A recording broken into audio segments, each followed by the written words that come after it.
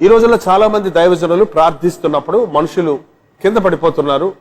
దానికి బైబిల్లో ఆధారం ఉందా అన్న విషయాన్ని కొంచెం తెలియజేస్తారా? ఈ ప్రశ్న ఇప్పటికి దాదాపు 50 మంది అడిగారు నన్ను. దీనికి ఒక్కటే సింపుల్ ఆన్సర్ ఉంది. ఒకసారి పౌలు గారు మాట్లాడుతూ ఉంటే ఆ కిటికీలో కూర్చొని ఉన్నాడు ఐతుకు అని ఒకడు. వాడు కింద పడిపోయి చచ్చిపోయాడు.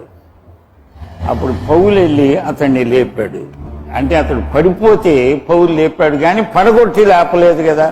ఎవడన్నా పడిపోతే వాడిని లేవనెత్తండి, అంతేగాని వాడిని పడగొట్టి మళ్ళా లేపటం, ఈ డబుల్ వర్క్ ఎందుకు పెట్టుకుంటారు మీరు అని నా సలహా. దేవుడు మిమ్మల్ని దీవించునుగాక. దీనికి కొంతమంది చెప్తున్నారండి, ఆ యేసు ప్రభుని పట్టుకోవడానికి గెత్సేమని తోటలోకి వచ్చినప్పుడు ఆ సైనికులు ఆయన చూడంగానే వెనక్కి పడిపోయారు కదా, అలాగే వీరు కూడా దేవుని శక్తితో నింపబడిన మూలాన పడిపోతున్నారు అని. ఇదొక విచిత్రమైన రిఫరెన్స్. దానికి అర్థం ఏంటంటే యేసు ప్రభు వాళ్ళు వచ్చినప్పుడు వెతుకుతున్నారు. మీరు ఎవరిని వెతుకుతున్నారంటే నజరేయుడైన యేసునని, కానీ నేనే అన్నాడు. నేనే అనే సర్వనామము అది దేవునిది. నేనే అనగానే, అయామ్ అనగానే అలాగా అదిరిపడి సైనికులందరూ కింద పడిపోయారు. ఎందుకంటే ఆ నామములో ఉన్న శక్తి అది. వాళ్ళు అవిశ్వాసులే, పడ్డవాళ్ళు విశ్వాసులు కాదు, పైగా సైనికులు పరిశుద్ధాత్మ శక్తి పొంది పడిపోతున్నారు అంటున్నారు. అక్కడ దురాత్మలు ఉంటే దైవజనుడు ప్రార్థన చేస్తే పడిపోవటం మనం చరిత్రలో చూస్తున్నాం. పౌలు గారు ప్రార్థన చేసినప్పుడు దురాత్మ పట్టిన వాడు కింద పడిపోవటం, వాళ్ళని లేవటం సర్వసాధారణం. దురాత్మ పట్టిన వాడు కింద పడతాడు, కానీ మామూలు విశ్వాసి ఎందుకు కింద పడతాడు?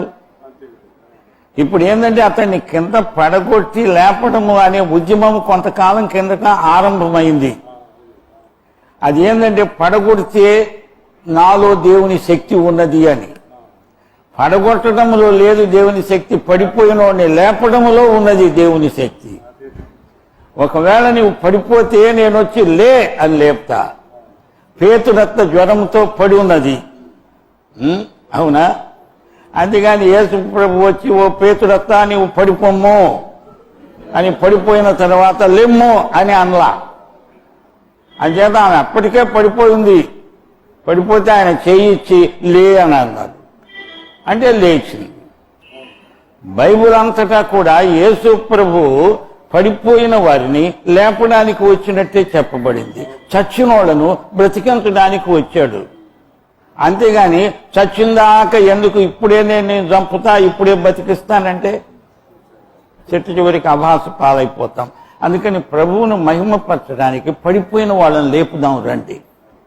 అనేక మంది పతనావస్థలో ఉన్నారు. అనేక గృహాలు విచ్ఛిన్నమైపోతున్నాయి, కుటుంబాలు పాడైపోతున్నాయి, పురుషులు స్త్రీలు పడిపోతున్నారు.